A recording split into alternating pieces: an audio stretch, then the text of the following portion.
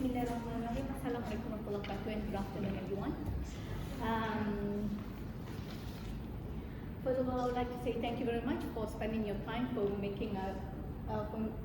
spending your time to attend this presentation. First and foremost, allow me to introduce myself. My name is NORIZAN and I've been working with the bank for almost 20 years now. And I've been in various departments, but currently I'm landed as Operation Risk Management Unit under the Risk Management Division, which I'm currently heading it for 7 years. Okay, I think that I think you might ask me what's my topic today, which is risk versus control. It may back to your mind that why I choose this kind of a topic, very basic. Well, the reason of this presentation is basically we have undergone twice ISO exercise, and during that exercise we have encountered that the same common findings derived from this ISO audit, which is our frontliners do not know how to define what are their risks and what are controls in their own work assignment. So hence this is our objective, the oral objective, to ensure that this definition of risk and controls are disseminated between you guys, and then it's up to you and it's assuring that you will actually disseminate it to your subordinates accordingly. Okay? Risk and control. What is risk? Firstly, risk is a possibility of an event that will occur or affect the achievement of BIPD group strategies. And anything that actually hinders from this potential risk can give us a negative outcome in terms of financial and non-financial impact.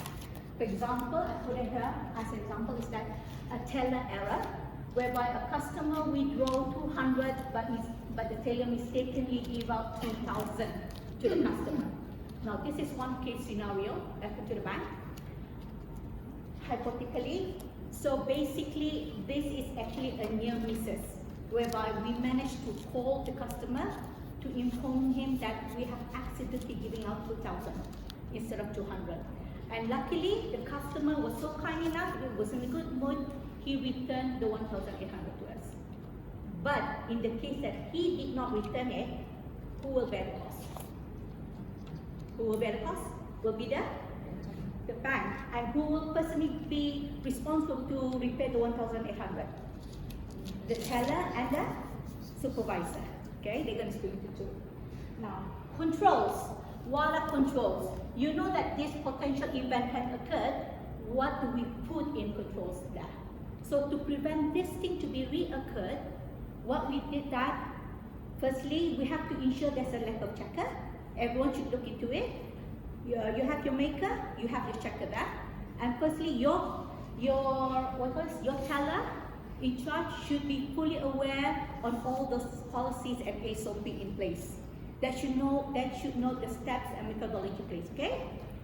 And part of controls that we have as well for our teller error is actually we have a policy and SOP, as I mentioned earlier. Ongoing training. I know people, we keep on giving refreshing training, ongoing monitoring by the supervisor, and to encourage people, customer to go digitalization by the using of ATM and CDM.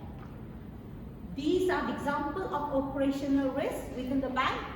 For example, staff fraud, confidentiality breach, input or re-input of error, Sharia non-compliant. This is where I very much emphasize when we as a customer should not use the right terminology. Instead of using loan, we're using the word finance sale. Okay? This is the most common. Process flow. In terms of process, the element that what we do, what our step-by-step doing our job, sometimes it's not documented. So we call this practices. So this is practices not documented. So this is one of the highlighted area. System, basically we're talking about system who can do your BAU. And external, where we have cyber attack, disaster, service provider, internal fraud, and also in case of pandemic.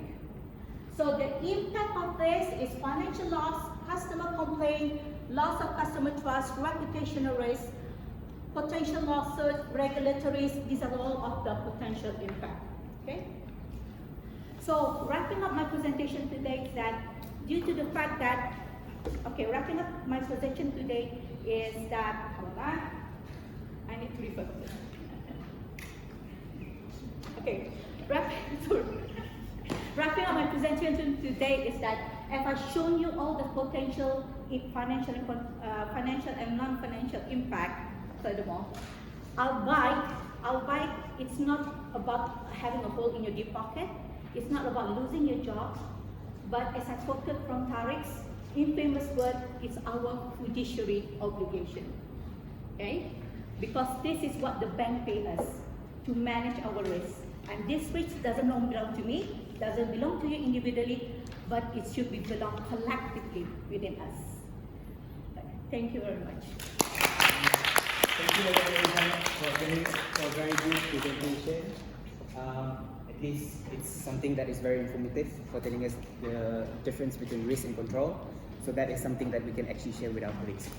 Okay.